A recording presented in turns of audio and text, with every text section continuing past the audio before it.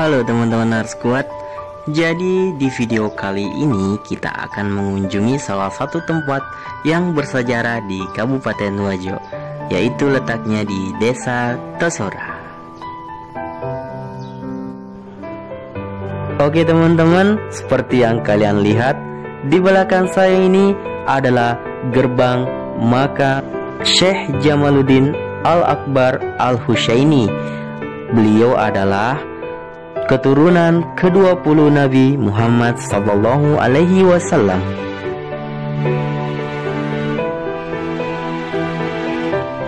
Saat memasuki pekarangan, Anda akan langsung melihat makam Syekh Jamaluddin Al-Akbar Al-Husaini.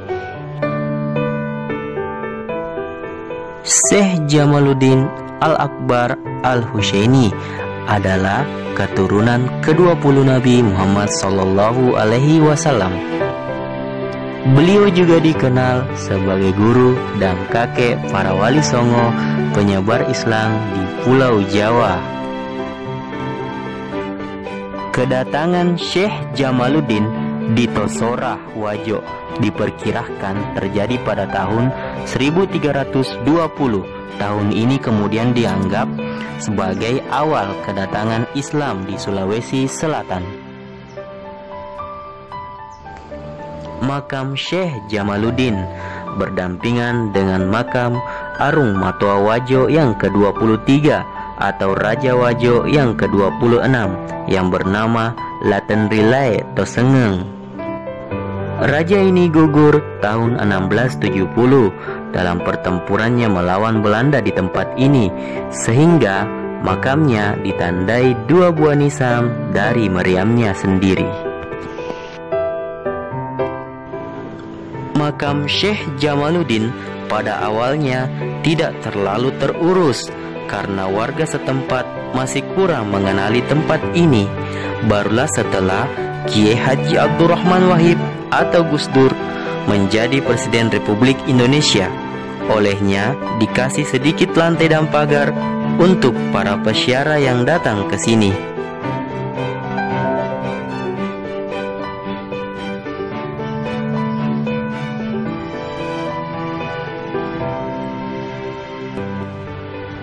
Masih di sekitaran kompleks makam, Anda akan menjumpai masjid yang sangat bersejarah.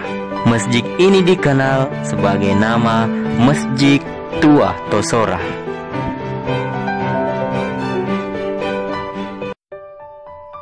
Oke, jadi di belakang saya ini adalah Masjid Tua, dan masjid ini adalah masjid yang sangat bersejarah, dan masjid ini adalah saksi bahwa peradaban Islam pertama yang ada di sini.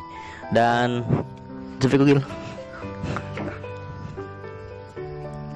oke, dan seperti kalian lihat bahwa ornamen atau sebagian besar dari bangunan masjid ini terbuat dari putih telur atau campuran telur.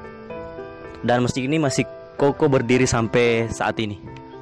Oke, dan ini bisa kalian lihat di sini adalah tempat sholat. Biasanya kalau orang yang berkunjung di sini, jika masuk waktu sholat, biasa mereka sholat di dalam sini, tapi tempatnya nggak bisa ditempati untuk sholat berjamaah, cuma untuk muat satu orang aja. Oke.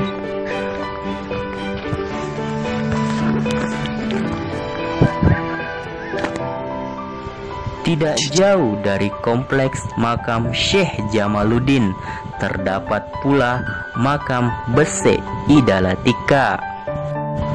Dalam sejarah mengatakan Bese Idalatika merupakan orang tercantiknya Tosora pada saat itu.